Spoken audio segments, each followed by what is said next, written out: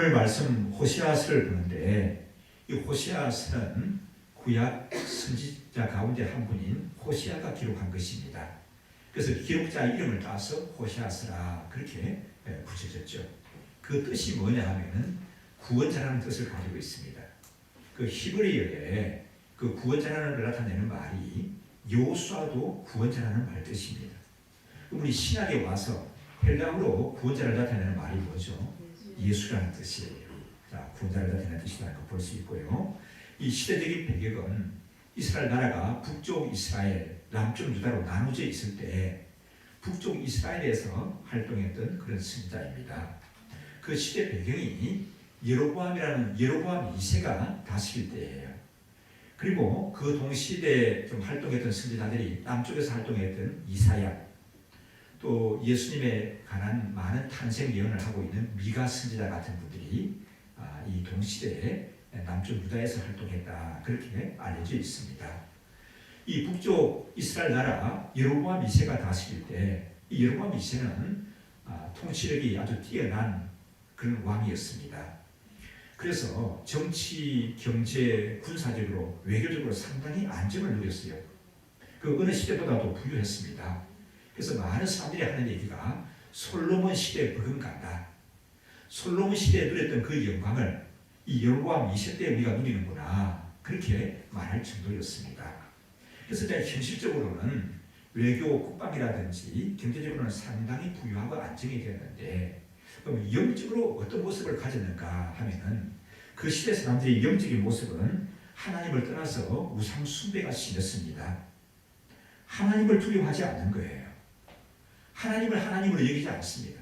그러면 하나님을 두려워하지 않고 하나님을 여기지 않으니까 영적으로 어떻게 될까요? 부패할 수밖에 없습니다. 타락할 수밖에 없어요. 그러면 영적으로 타락하는 사람들이 윤리 도덕적으로는 어떻겠습니까, 여러분? 영적으로는 타락했지만은 윤리 도덕적으로는 굉장히 수준이 있다 그렇지가 않습니다. 영적으로 타락하게 되면은 뭐 윤리 도덕적으로는 더 말할 것도 없는 부패 속에 빠지게 되는 겁니다. 이런 백성들에게 하나님의 심판을 예고합니다. 그런데 이가 하나님께로 돌아와야겠다 하고 깨우치시는 것이 오늘 말씀의 내용입니다. 우리 9절 말씀을 돌아가서 한번 보시면요. 함께 읽겠습니다.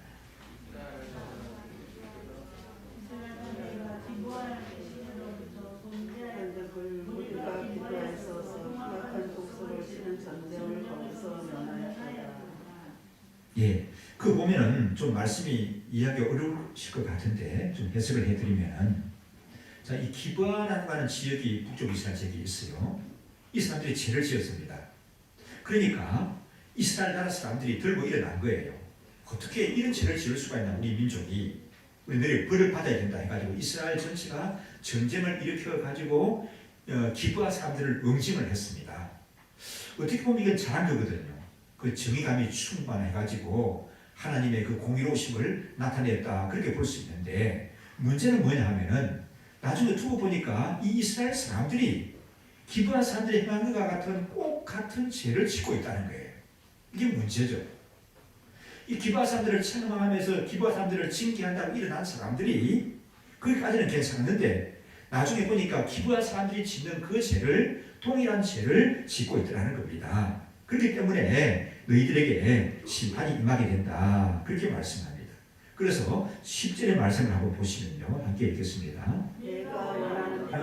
이스라엘 전체가 범죄하니까 만민이 일어나서 이스라엘을 친다고 얘기하고 있습니다. 그런데 몇 가지 죄를 얘기합니까? 두 가지 죄에 걸린다고 얘기를 해요. 이 숭배한 것이다. 이제 여호와 하나님을 떠난 것이 첫 번째 죄고, 또 우상을 섬긴 것이 두 번째 죄라는 거죠. 이 두 가지 죄에 이 이스라엘 백성들이 걸려 있는 겁니다. 그래서 하나님께서 불하신다는 거죠. 그래서 그 말씀을 11절에 한번 보시면요. 함께 읽습니다.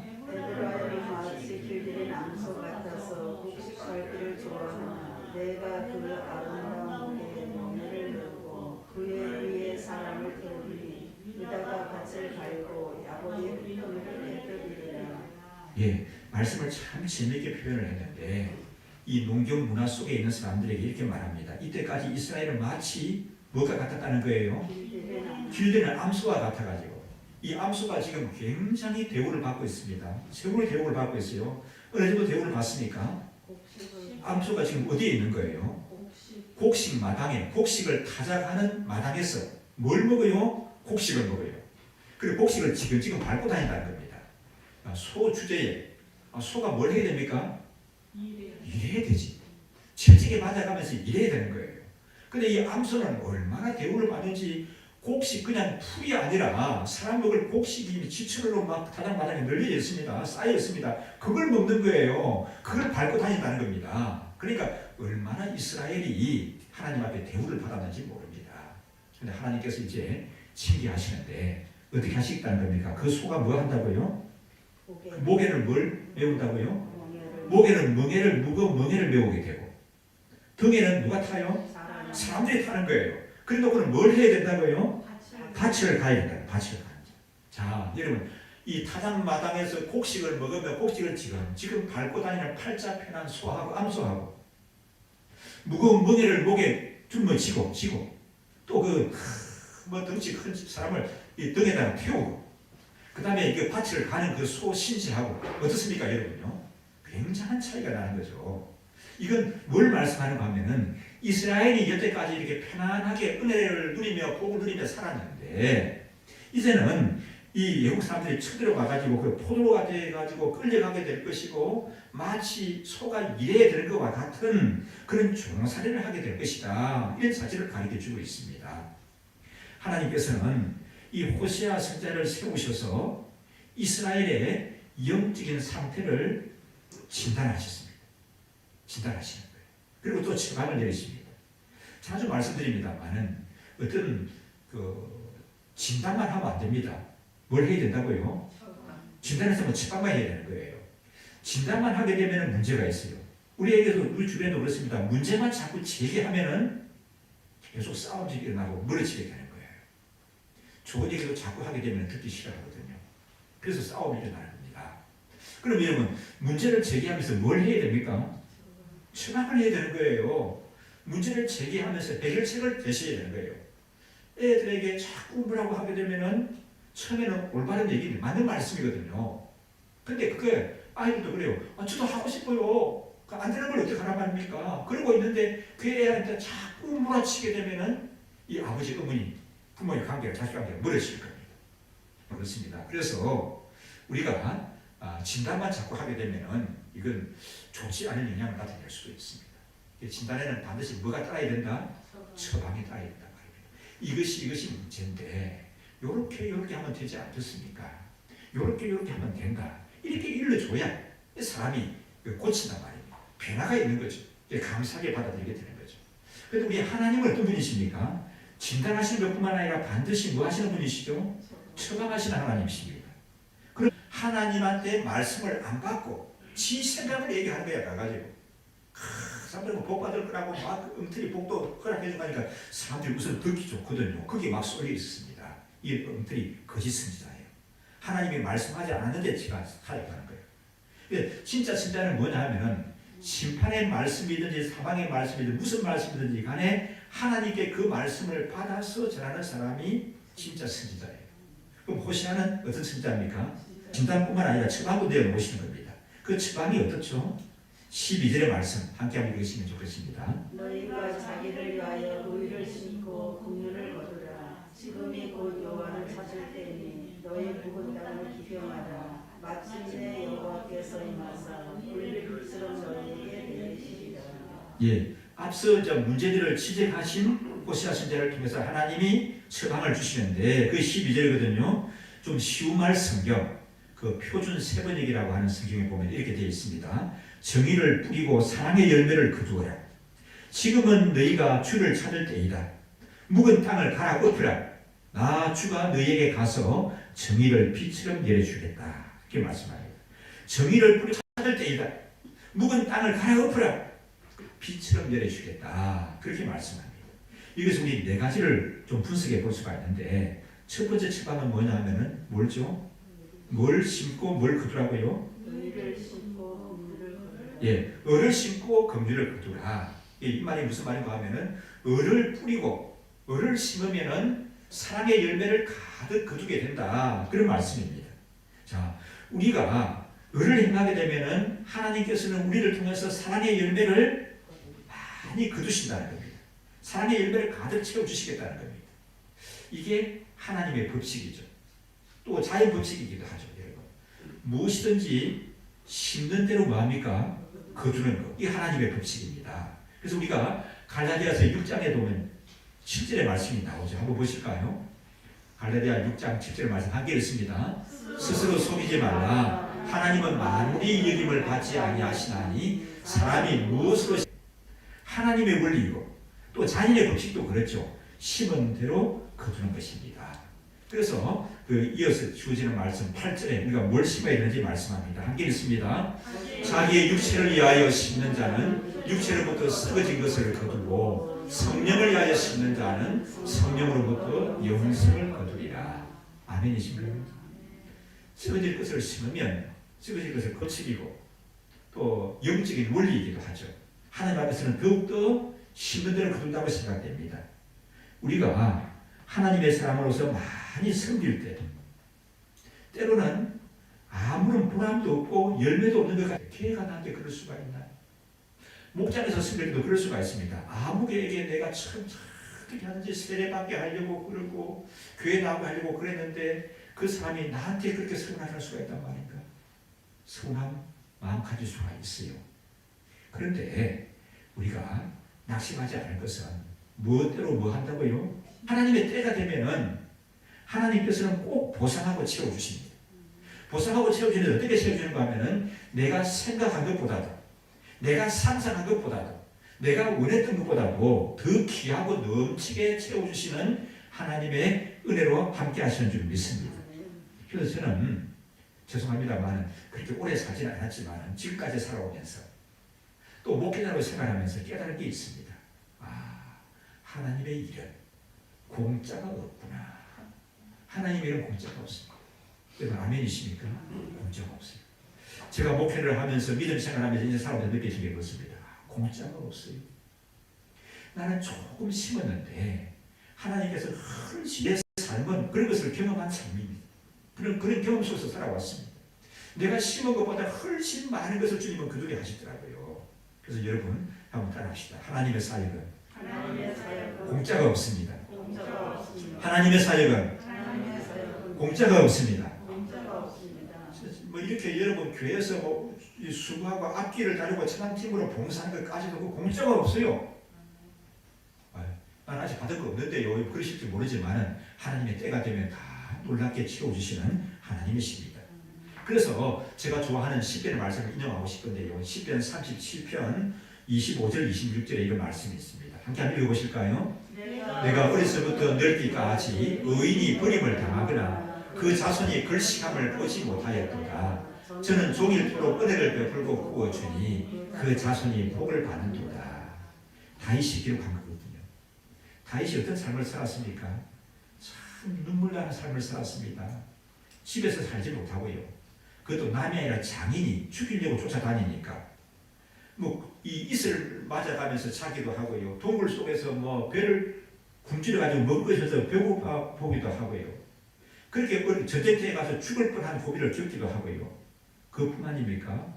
까닭없이 오해도 받고 미움 당하기도 하고요. 그렇게만 사는 사람이 아니에요. 또 나중에는 왕이 되어가지고 세상에 역대 아무도 눈에 보지 못한 그 영광을 누린 사람이 또 다윗입니다. 그 다윗이 나이가 자치고 해서 이제 하는 얘기가 이 고백입니다. 내가 어려서부터 늙기까지 쭉 살아보고 지켜봤는데 누가 뭐 하는 걸 보지 못했다고요? 의인이 버림을 당하는 것.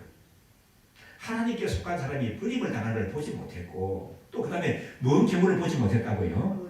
그 자손이 글씨감을 보지 못했다. 글씨라는 게 뭐죠? 우리 선생님이 알아요. 글씨가 뭔지. 거지같이 빌어먹고 국을 하는 거죠.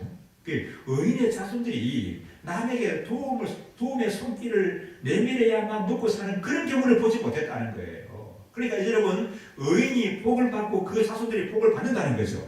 왜 복을 받아요? 26절의 말씀 뭐 한다는 겁니까? 저는 종일토록 은혜를 베풀고 구워주니 그가 복을 받고 그 자손이 복을 받는다. 그렇게 말씀하고 있습니다. 그래서 여러분 많이 심으셔야 합니다. 많이 심으십시오. 뭘 심어요? 섬김을 심으시고요. 주의 사역에 많은 헌신을 심으시고요. 많은 사랑을 베푸시고요. 심으십시오. 그러면 이거는 어떻게 된다고요? 심는 대로 거두게 됩니다.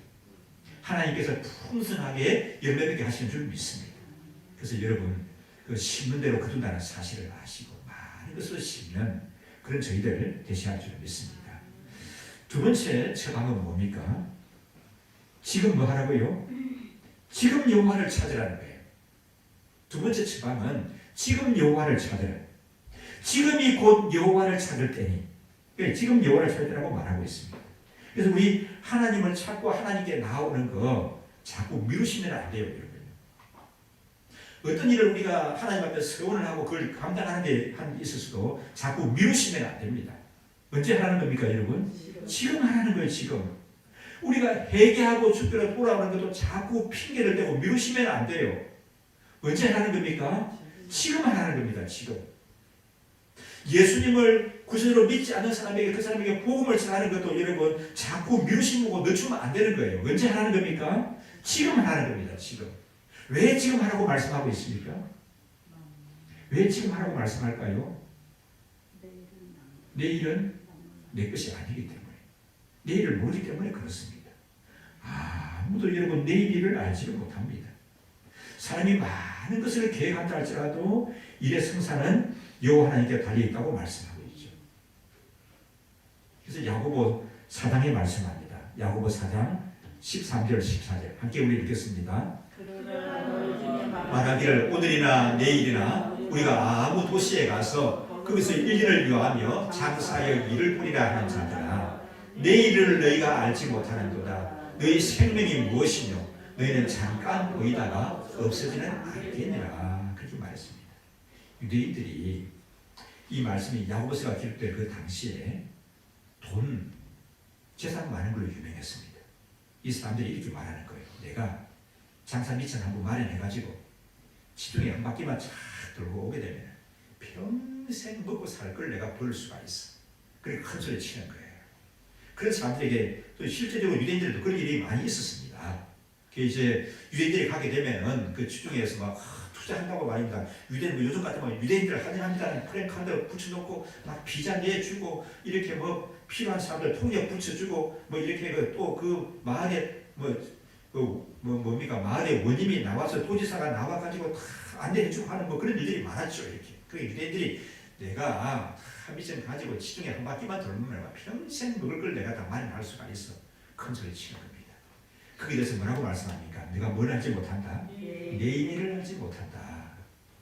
너희가 무엇이며 잠깐 보이다가 없어지는 안개가 아니냐. 그렇게 말씀합니다. 제가 여러분 이렇게 자신 있게 말하지만 모르겠어요. 다음 주에 여러분들 앞에 반드시 선다고 하는 보장이 없습니다. 오늘 저녁이라도 주님이 저를 잠자는 가운데 불러가시면 저는 계획이 많아요. 이 코로나 사태를 겪으면서 이 신천지 사태를 겪으면서 이제 우리 교회 모습이 또 예배가 또 주일학교 교육이 이래 되겠구나 하는 것 그런 계획들도 있어요. 또 여러 가지 뭐 개인적인 것뿐만 아니라 목회적으로도 여러 가지 있고 뭐 여러 가지 생각들이 많이 있습니다. 그러나 여러분 그런 생각일 뿐이지 오늘 저녁이라도 주님이 나를 부르시면 저는 그거 다 그냥 그만두고 갈 수밖에 없습니다. 맞습니까 여러분? 그럼 저만 그래요? 많은 계획 속에 있어요. 뭐든지 우리가 할 수가 있습니다. 지금 이 순간이라도 주님이 부르시면은 그거 다 스톱이에요. 다 내려놓고 다 중단하고 갈 수밖에 없습니다. 말씀을 준비하는데 그런 복음성이 생각나더라고요. 그 제가 이런 많이 불렀죠. 해야 할 일이 생각나거든 바로 지금 하세요. 해야 할 일이 생각나거든 바로 지금 하세요. 그렇게 말씀하고 있습니다. 여러분 누구에게 사랑을 베풀어야 한다게 되면 미루지 마시고 지금 하십시오. 아버지 어머니에게 교도를 해야 된다고 하게 되면 미루지 마시고 지금 하시기를 바랍니다. 또 아내에게 남편에게 뭔가 못한 것이 있고 해주고 싶은 것이 있다고 하게 되면 여러분 그 미루지 마시고 지금 하십시오. 우리는 많은 것을 자꾸 미루고 있습니다. 주님이 오라고 부르시게 되면 한순간도 머무르지 못하고 가야 하는 것이 저와 여러분입니다. 여러분. 이 세상에 살면서 부지런하게 사는 거 참 잘하는 일입니다. 또 하나님 자녀의 복을 누리고 살아가는 것도 참 좋은 일입니다. 그러나 우리가 이 세상을 살아가면서 하나님보다 더 사랑하고 더 애착을 가지는 것이 있어서는 안 될 줄은 믿습니다. 코로나19 사태가 자주 인용합니다만 저는 이게 하나님의 큰 이 시대를 향한 이 지구상에 있는 이 온 이 시대를 향한 지구 인류를 향한 하나님의 경고하심이라고 생각이 됩니다. 처음에는 하나님이 조금 흔드시는 것 같았는데 하나님이 크게 흔들어 보신 것 같아요. 아마 이 코로나19 사태로 인해 가지고 아마 세계 질서들이 다시 재편이 될 거예요. 가치관이 다시 세워지고 막 이렇게 될 것 같아요. 많은 부분에 혼란을 겪으면서 막 이렇게 많은 것들이 막 바뀔 그런 가능성이 있다고 생각이 됩니다. 자, 이 코로나19 사태를 겪는데 보니까 인간이 날고 뛰고 긴다고 그렇게 말하죠. 그동안 의학이 발달하고 과학이 발달해가지고 얼마나 사람들이 기고만장했는지 모릅니다. 여러분, 미국이라는 나라가 어떤 나라입니까? 미국의 국력이라고 하는 것은 미국의 경제력과 과학 발달이나 그 군사력이라고 하는 것은 어마어마한 거죠. 뭐 북한이 이렇게 미사일 쏜다고 폼 재고 있지만은 미국에서는 그걸 다 내다보고 있다는 거예요. 해가지고 쏘는 걸 다 보고 있다는 거죠. 이렇게. 심지어는 비밀리에 작전하기 위해서 트럭에다 물건을 싣고 가지 않습니까? 그럼 그 바퀴 자국을 보고도 30분 전에 어떤 트럭이 어떤 물건을 싣고 어디로 갔다는 것을 다 밝혀낼 수 있는 것이 미국 국방력의 힘이라고 그렇게 얘기하고 있습니다. 그런데 여러분, 이 미국이라고 하는 이 대제국이 코로나로 인해서 쩔쩔맵니다. 지금 이렇게 쩔쩔매요. 그러니까 이제 미국에 있는 우리 한국 사람들이 지금 다 한국 온다고 그렇습니까? 이렇게 다 오는 건 아니겠지만 많은 사람들이 이제 시민까지 하는 그 살겠지만 유학생이 이런 사람들이 막 한국 온다고 이렇게 얘기하고 있습니다. 영국이라는 나라가 어떤 나라예요, 여러분? 아직도 영국은 굉장히 큰 나라거든요. 제국이거든요. 한때 대영 제국의 그 유니온 잭은 해가 지지 않는다고 했지 않습니까? 5대장 6대주의 유니온 잭이 휘말리지 않는 곳이 없다고 말했습니다. 근데 그 영국 수상이면 엄청난 권력을 가진 분이죠. 근데 그분이 코로나19 확진자예요, 확진자. 출근을 못하고 우리 식으로 말하면 어떤 근무를 해요? 재택근무 하시대요, 수상께서. 수상 각하가.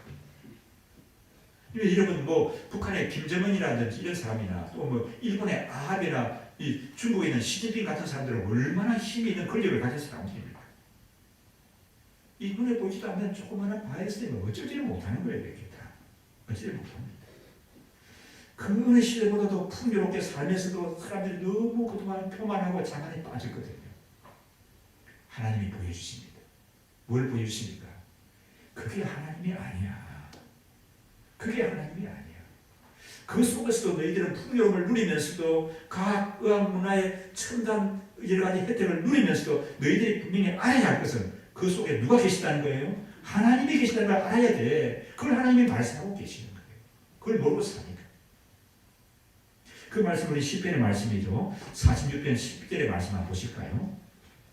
시편 46편 10절 함께 읽습니다. 이르시기를 너희는 가만히 있어 내가 하나님 됨을 알지어다. 내가 열방과 세계 중에서 높임을 받으리라 하시더라. 하나님의 하나님 되심을 나타내시는 거예요.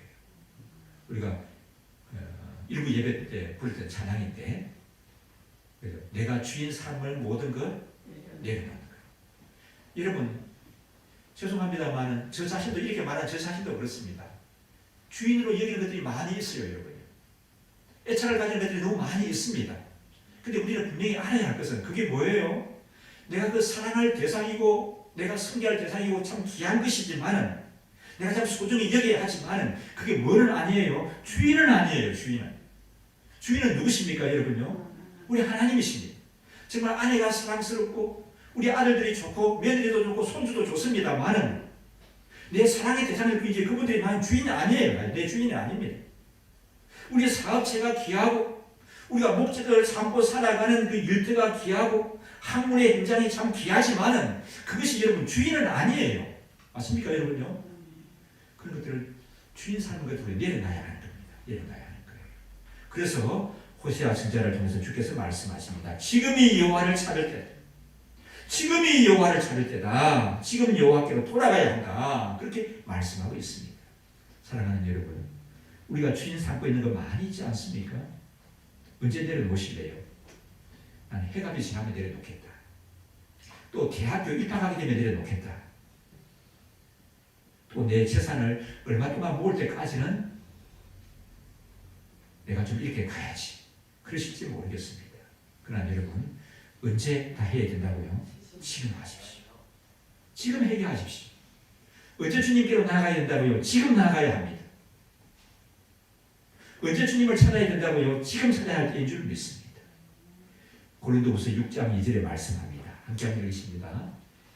가라사대 내가 은혜 베풀 때 너를 듣고 구원의 날에 너를 도왔다 하셨으니 보라 지금은 은혜 받을 만한 때요 보라 지금은 구원의 날이로다. 아멘이십니까? 지금은 은혜 받을 만한 때인 줄 믿습니다. 지금 우리가 회개하고 돌이킬 때이고 지금 회개하고 돌이키는 것뿐만 아니라 하나님의 은혜를 받을 때이고 우리 하나님이 회복시키시고 구원의 은혜를 베푸시는 그런 날인 줄 믿습니다. 세 번째 처방은 뭘 말합니까? 묵은 땅을 기경하라는 겁니다. 묵은 땅을 기경하라. 그게 묵은 땅을 갈아엎으라고 말하는 거거든요. 묵은 땅을 갈아엎는다는 말이 뭘까요? 또 우리 선생님가 제일 어리니까 묵은 땅을 갈아엎는다는 말이 뭔지 알겠어요, 우리 선생님? 잘 모르겠어요. 모르는 게 어떻게 보면 당연해요. 우리 초등학생뿐만 아니라 나이가 많아도 서울 밖을 나가보지 않고 태어나서 서울에서만 쭉 자란 사람은 땅을 기경하는 것이 무엇인지 모를 수가 있습니다. 땅을 기경한다는 데는 뭔고 하면 이런 거예요. 농사를 짓고 가을에 추수를 하게 되죠. 그리고 겨울을 지나지 않습니까? 그럼 땅이 어떻게 돼요? 얼고 굳어져 버려요. 그 굳어진 땅에 봄이 되었습니다. 그래서 씨를 뿌리면 어떻게 될까요? 이게 땅이 굳어 있기 때문에 씨가 땅속으로 들어가지 않고 땅 위에 있는 거예요. 예수님이 씨 뿌리는 비유를 말씀하실 때 제일 안 좋은 땅이 뭐든가요? 어디에 떨어지니까 새가 와서 나를 부숴 먹어버립니까? 길가에 떨어지는 거예요. 길가는 땅이 굳어 있으니까 땅 흙의 씨를 뿌려도 이 씨가 땅속으로 들어가야 되는데 들어가지 못하고 딱딱하게 굳어 있으니까 땅에 얹혀져 있는 겁니다. 그래서 그들이 보다가는 야 이게 어디서 이런 먹이가 나왔지 하고는 다 주워 먹어버리고 맙니다. 그리고 천진만고 끝에 뿌리를 좀 내린 씨앗도 어떻습니까? 땅이 딱딱하기 때문에 깊이 뿌리를 내지 못하니까 금방 말라 죽어버리고 말아요. 말라 죽어버리고 맙니다. 그럼 어찌해야 됩니까? 겨울이 지나고 봄이 되게 되면은 씨를 뿌리기 전에 농부가 경이나 삽 또 뭘 말합니까? 쟁기, 손을 모는 쟁기를 가지고 깊이 이 흙을 갈아엎는 거예요. 깊이 갈아게 되면은 깊이 있는 흙이 땅속에 있는 흙이 밖으로 나오고 이 흙이 아래로 내려갑니다. 그럼 땅이 단단한 게 아니라 아주 부드러우시죠. 이렇게 요즘은 뭘 하게 되죠? 트랙터를 가지고 쫙 깊이 들어갑니다. 쟁기질 하는 것보다 더 깊이 가죠. 이렇게 그 갈아고 거기다가 씨를 착착 뿌리게 되면 씨가 어떻게 됩니까? 폭폭 땅속으로 들어가게 돼요. 그래서 뿌리를 깊이 내리고 자라게 되는 거죠. 그 땅에다가 상추 모종을 심고 쑥갓 모종을 심고 배추를 심어도 잘 자라나게 되는 겁니다. 그러지 않고 기경하지 않고 그냥 딱딱한 땅에다 심게 되게 되면은 이 곡식들이 잘 자라나지를 못하는 겁니다. 그래서 이렇게 땅을 갈아엎는 거 이걸 기경한다고 말해요. 기경한다. 이 기경하게 되면은 그 후에 씨를 뿌리든지 모종을 옮기든지 되면은 예수님 말씀처럼 좋은 땅에 떨어지는 씨가 얼마의 결실을 맺는다고요? 30배, 60배, 100배의 결실을 맺는다. 그렇게 말씀했습니다. 그래서 묵은 땅을 기경하라. 그렇게 말씀했습니다. 이 묵은 땅을 기경하라는 말씀은 코로나19 사태를 겪고 있는 저와 여러분에게 주시는 우리 하나님의 처방입니다. 아멘이십니까? 저와 여러분에게 주시는 말씀이에요. 그럼 우리에게 묵은 땅을 기경한다는 것이 무엇을 의미할까요? 우리에게 묵은 땅을 기경하라고 주께서 말씀하십니다. 나는 농사 짓는 사람이 아니에요. 내 직장은 학교입니다. 내 직장은 사업체입니다. 근데 난 농사를 안 짓는데 땅을 왜 기경하라고 하나? 아니 무슨 말씀인가 하게 되면 뭘 말씀할까요? 우리의 영적인 상태를 우리의 마음밭을 갈아엎으라는 거죠.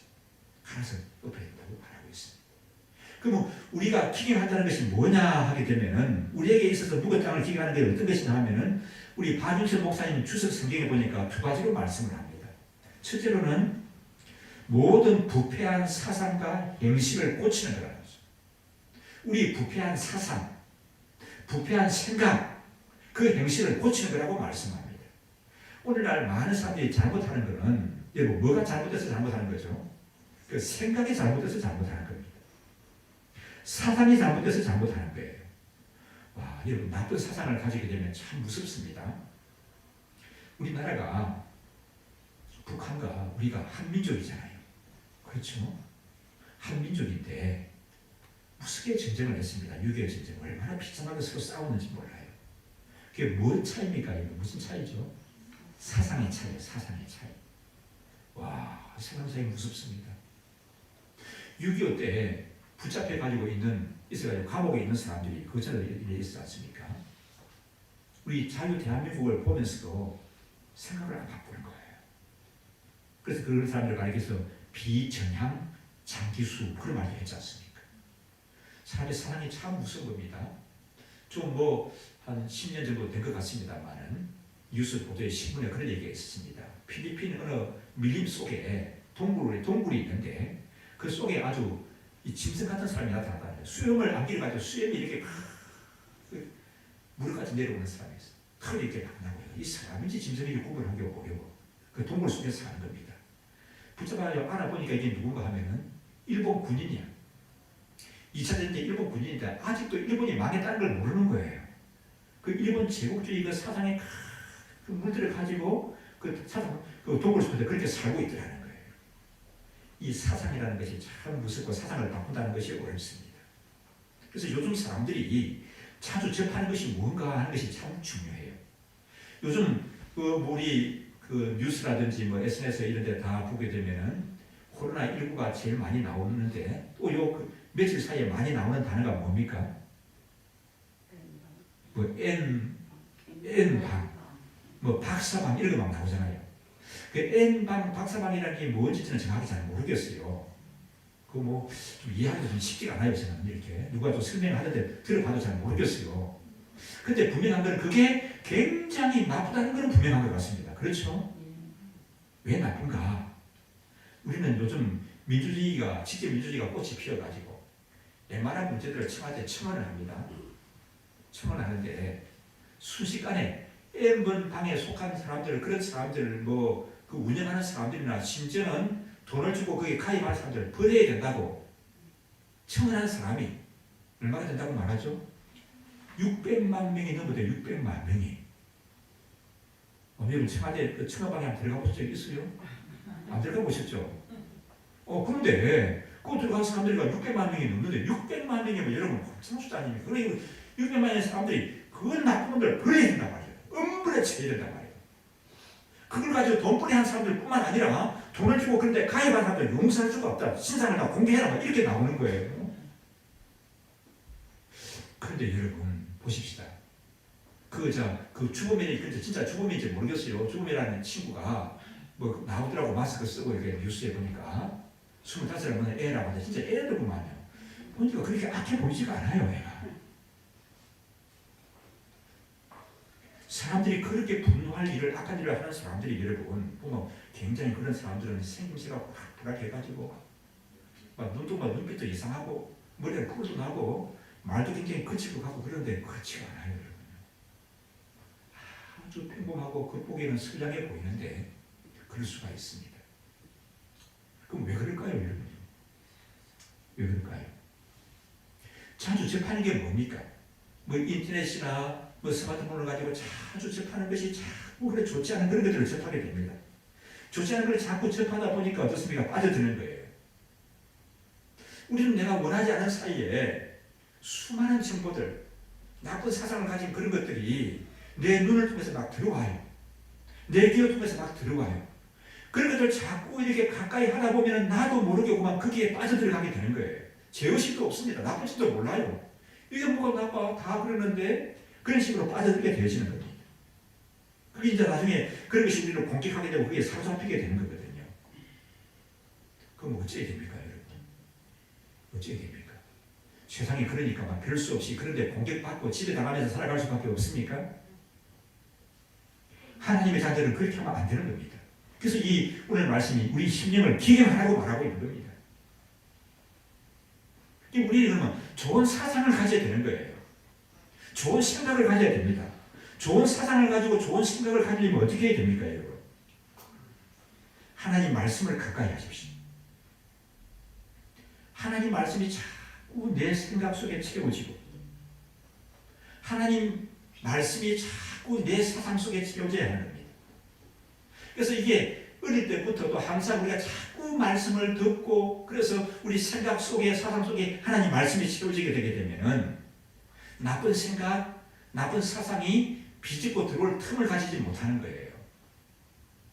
뿐만이 아닙니다.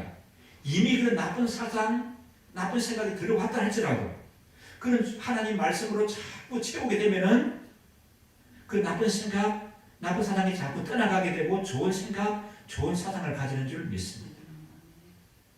삶이 그렇잖아요. 뭐에 중독이 되었습니다. 그럼 그걸 어떻게 합니까? 희석을 시켜야 되는 거죠. 희석을 시켜야 되죠. 제가 참 존경하는 목사님인데 그 사모님이 참 건강이 안 좋으셔가지고 입맛이 없다고 그래요. 기도 제목으로 보내셨어요. 제가 이런 글을 댓글을 밤에 좀 달아보냈습니다. 뭐 제가 여러분 수술한 거 다 아시잖아요. 수술할 때 이 항생제를 많이 먹잖아요. 또 그런 주사를 맞고 하지 않습니까? 이게 몸에 좀 축적이 되죠, 그죠? 이런 것이 몸을 충분하게 한다는 거죠. 그러면 그걸 씻어내는 게 뭐냐?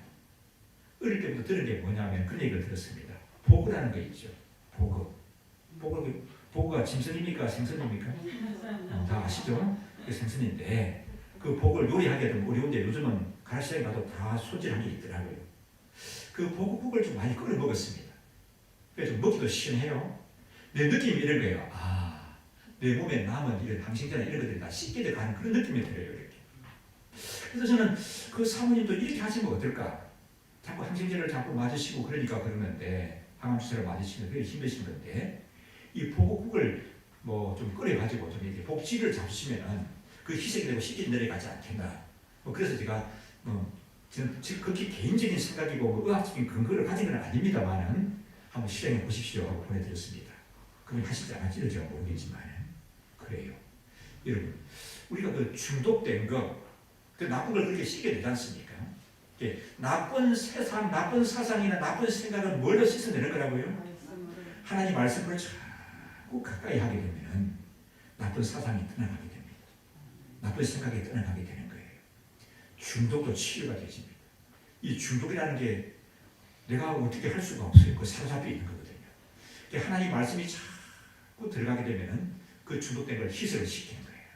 그래서 그 중독된 게 다 점점 더 빠져나가게 되고 좋은 생각, 좋은 사상을 가지고 다른 사람이 되시는 줄 믿습니다. 두 번째로 묵은 땅을 기경하는 것이 어떤 것인가 하게 되면 박은수 목사님은 그렇게 말씀합니다. 새로운 생활을 개간하는 것이다. 새로운 생활을 개간하는 것이라고 말씀하고 있습니다. 새로운 삶을 살아야 되는 거예요. 자, 우리가 에베소서에도 보면 잘 나오지 않습니까? 우리 이제 여기 예수님을 영접하고 나서는 우리 이제 옛 삶을 벗어버리고 우리가 뭐가 됐다고요? 새 사람이 되었습니다. 예수님을 구세주로 영접한 사람들은 세상 사람들이 좋아하고 세상 사람들이 뭐 에너지를 충전하는 것 같은 꼭 같은 방법으로 살아가면 안 돼요. 그게 성공한 것 같지만 세상 사람들이 사는 길로 똑같이 나아가게 되면 망하게 되는 겁니다. 무너져 내리는 거예요. 그러면 이 새로운 피조물인 하나님의 사람들은 새로운 삶을 살아야 되는 거죠. 삶의 변화가 있어야 되는 줄 믿습니다. 내 욕심, 내 육체의 정욕을 쫓아 살아가는 것이 아니라 성령의 인도하심을 쫓고 성령이 다스리는 그런 삶을 살아가는 사람들이 되셔야 하는 줄 믿습니다. 그러기 위해서는 그게 참 필요해요. 요즘 우리 업집사님 어떻습니까? 솔직히 말씀해서 코로나19 사태를 겪으니까 생활이 좀 단순해졌습니까? 더 복잡해졌습니까? 많이 단순해졌죠. 집사님뿐만 아니라 저도 그래요. 저도. 아니 목사의 생활도 굉장히 단순해졌습니다. 왜? 사람들이 만나는 것도 별로 안 좋아하고요. 어느 집에 좀 신방을 가고 싶을 때도 없고 뭐 신방하는 것도 별로 반기지 않을 것 같고요. 사람들 주위에서도 조심하라고 그러고요. 그러다 보니 굉장히 생활이 단순화되었습니다. 그럼 집사님하고 저하고뿐만 아니라 대부분의 사람이 그렇죠? 우리 홍 집사님도 그러신가요? 우리 어떻습니까? 저 집을 떠나서 생활하고 있는 우리 김 집사님도 그러신가요? 단순하죠. 왜? 그전에는 퇴근하게 되면 누구도 만나야 되고 무엇도 하고 해야 되는데 요즘은 다 빨리 집에 가라고 그래요. 다 부지기가. 그러다 보니까 여러분 뭘 하기 좋습니까? 저는 죄송합니다만 이 코로나19 사태를 겪으면서 내 스스로 생각할 때 내가 조금 더 갱근해진 것 같아. 왜? 성경 읽는 분량이 좀 더 많아졌어요. 이렇게. 기도 시간이 더 많아졌어요. 기도 시간이 많아졌습니다. 우리가 연초부터 이게 코로나19 사태 터지기 전부터 우리가 성경을 통독하자고 했지 않습니까? 좀 그 분위기를 좀 지속하면 좋을 것 같아요. 그 좀 이 단순해지고 좀 이게 시간에 활용할 수 있는 이 자유가 좀 많아진 이때에 좀 하나님의 말씀에 좀 집중해 보십시오. 그전에는 하루 성경을 3장씩 읽다면 지금 5장씩이나 10장씩 한번 읽어보십시오. 그런 생활이 되어질 때 내 새로운 삶의 변화가 일어나게 되는 줄 믿습니다. 내 생활에 변화가 있는 거예요. 말씀이 치러오시는 겁니다. 그리고 또 기도 어떻게 하냐고요, 우리 여러분. 하루에 몇 번씩 합니까? 3번씩 하죠. 그 3번씩 하는 거 쉬운 거 아닙니다. 목사님 저도 보게 되면 어떻게 보면 시간이 1시간이 지나버렸어요. 그래가지고 기도 시간을 놓쳤네. 지금이라도 기도하자. 해가지고 기도하고 그럴 때가 있거든요. 아침 9시에 기도하고 낮 12시에 기도하고 저녁 9시에 기도하고 우리 경건한 다니엘이 그렇게 기도했고요.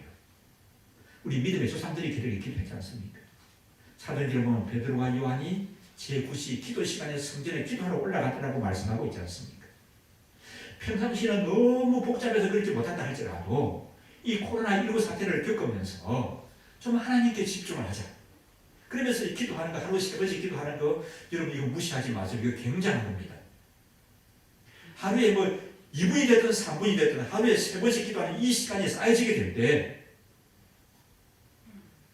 내 잘못된 습관이라든지 묵은 잘못된 생각이라든지 이런 습관들이 자꾸 희석이 되죠.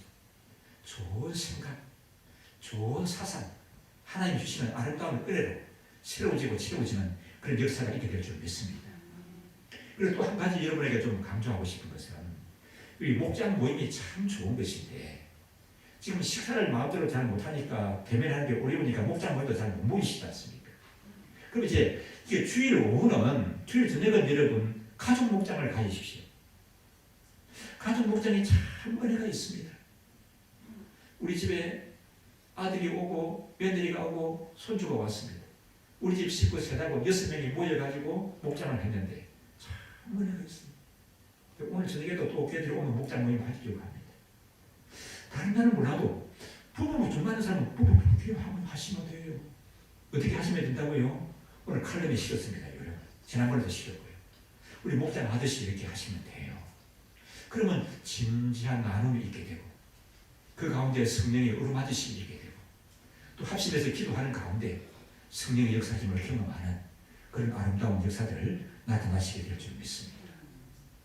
네 번째로 생각할 수 있는 것은 을을 심고 묵은 땅을 기경하고 여호와를 찾을 때 하나님이 주시는 약속이 보장이 되어 있습니다.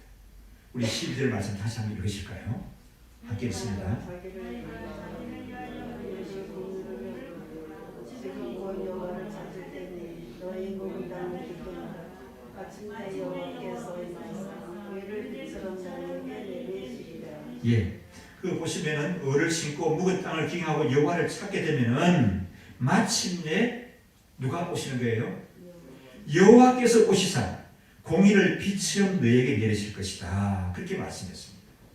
여호와 하나님이 오셔서 너희를 구원해 주시고 도와주시고 축복해 주시겠다는 말입니다. 눌려 있는 사람을 자유케 하시고 그를 치유하시고 고치시고 회복시키시는 그런 놀라운 은혜를 베풀어 주시다는 겁니다.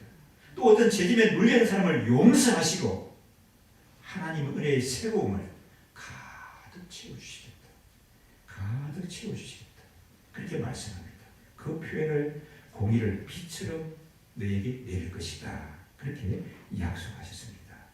우리 고린도후서 5장 17절에 그런 말씀이 있죠. 한번 읽어보실까요? 그런즉 누구든지 그리스도 안에 있으면 새로운 피조물이라 이제 끝은 지나갔으니 보라 새 것이 되었도다. 이제 끝은 지나가고 우리 그리스도 안에서 새로운 피조물이 되는 그런 은혜를 누리게 하시겠다는 말씀입니다. 그 약속의 말씀이에요. 을을 공의를 빛처럼 내게 될 것이다. 새로운 피조물이 되어서 하나님의 새로운 피조물로 살아가는 그런 역사 가운데 세우시겠다고 말씀하고 있습니다. 우리 새벽기도 시간에 살펴본 말씀인데 시편 65편에 9절 10절에 이런 말씀이 있습니다. 함께 한번 읽으십니다. 땅을 검구하사 물을 대어 심히 윤택게 하시며 하나님의 강에 물이 가득하게 하시고 이같이 땅을 예비하신 후에 저희에게 곡식을 주시나이다. 주께서 밭구랑에 물을 넉넉히 대사 그 이랑을 평평하게 하시며 또 담비로 부드럽게 하시고 그 싹에 복을 주시나이다. 이 농경 문화 속에 있는 사람들에게 하나님이 함께 하시는 축복을 얘기하고 있습니다. 얼마나 큰 축복입니까? 보세요. 그 물을 땅을 돌아보시고 물을 떼서 넉넉하게 해서 그 땅이 심히 농토가 윤택하게 하신다는 겁니다. 그래서 저에게 풍성한 곡식을 주신다고 말씀하고 있죠. 이 표현이 참 좋죠. 밭고랑에 물을 넉넉히 대고 그 이랑을 평평하게 하고 또 담비를 내서 부드럽게 하시사 그 싹에 복을 주신다는 거죠. 이런 싹은 어떤 열매를 맺게 되죠? 30배, 60배, 100배의 열매를 풍성히 맺게 되는 줄 믿습니다. 사랑하는 여러분, 우리 이 시대를 살아가는 저와 여러분에게 우리 하나님께서는 호시아 선지자를 통해서 우리 문제를 진단하시는 것뿐만 아니라 어떻게 해야 할지를 일러주셨습니다. 어떻게 해야 된다고요? 지금이 여호와 하나님을 찾을 때입니다. 묵은 땅을 기행해야 됩니다. 그리고 많은 것으로 심으십시오. 우리 육체에서 심는 것이 아니라 하나님을 위해서, 우리 영혼을 위해서 성령에서 많은 것을 심으십시오. 분명히 하나님이 채우시고 풍성히 열매 맺게 하시는 역사 베풀어 주실 줄 믿습니다. 함께 우리 마음을 모아서 합심해서 기도하십시다. 하나님 아버지, 그렇습니다. 참 이 시대를 모습을 살펴보면서 지금까지 살아온 내 삶의 모습을 돌이켜볼 때 지금은 이제 여호와 하나님을 찾을 때입니다. 지금은 회개할 때입니다. 지금 내가 여호와 하나님께로 나아갈 때입니다. 하나님 아버지, 내 또 묵은 땅을 기경해야 될 때입니다. 나쁜 생각을 내어 버리게 하시고 욕심을 버리게 하여 주옵소서. 말씀을 가까이 하고 기도하는 가운데 참 아름다운 생각과 사상이 가득 채워지게 하셔서 새로운 피조물 된 그런 삶을 살아가게 역사하여 주옵소서. 그래서 새 일을 행하시는 하나님을 경험하게 하여 주옵소서. 많은 사람들이 코로나19 사태로 인해서 점점 건강하고 있습니다. 이때 나는 여호와 하나님께 회개하고 돌아가는 기회가 되게 하시고 하나님을 찾는 기회가 되게 하시고 하나님을 만나는 기회가 되게 하시고 우리 하나님의 은혜를 경험하는 기회가 되게 역사하여 주옵소서. 함께 우리 기도하겠습니다. 하나님 아버지,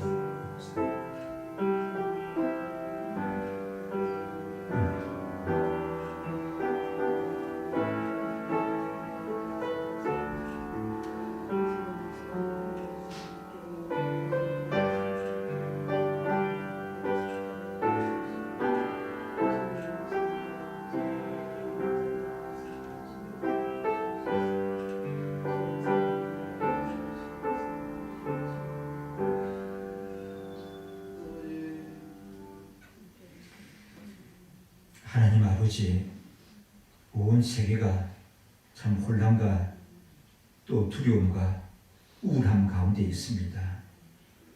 지금이 우리가 여호와 하나님을 찾을 때라고 주께서 말씀을 주시는데 또 우리가 묵은 땅을 기경할 때라고 말씀하십니다.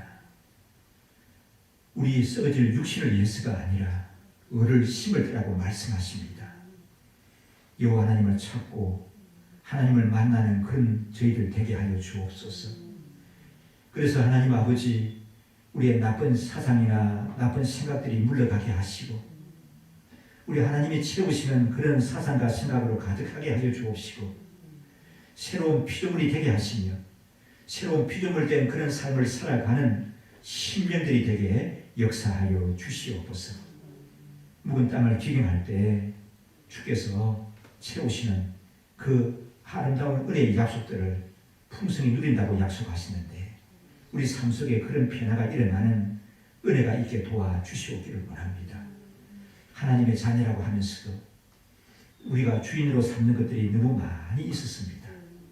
우리가 주인 삼는 것 다 내려놓게 하시고 우리 하나님이 나의 주인이심을 알게 하시고 하나님만을 나의 주인으로 섬기게 하여 주시옵소서.